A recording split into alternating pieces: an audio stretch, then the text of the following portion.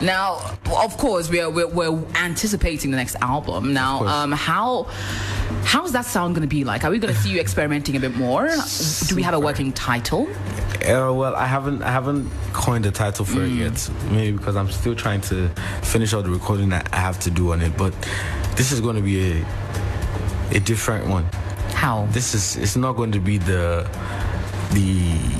regular track 1, track 2, track 3, track 4. What like I want to give you an experience. I love that. You feel me? Like think of DMX, blood of my blood, flesh of my flesh, that type of thing. Like just DMX is a rapper, so you don't think of it as a rapper. Think of it as a singer trying to give you like a movie soundtrack.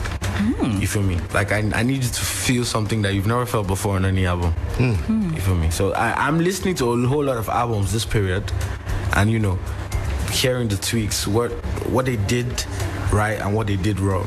You feel me? And just trying to fix it. Will we see you featuring some Ghanaian artists on this one?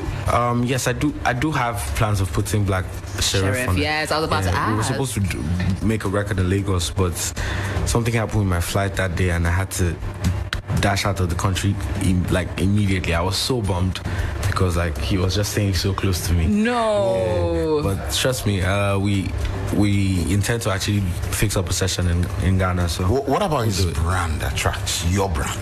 I think is his difference. The difference, the fact that he's dancing. Kweku the Traveler became #1 in Nigeria. Never happened before. Not because of he was making music that Nigerian really, that was really popular with Nigerians or Ghanaians. It's because he was different and he owned it. You feel me? Yeah. It's like you've never heard anybody trap like that. True. True.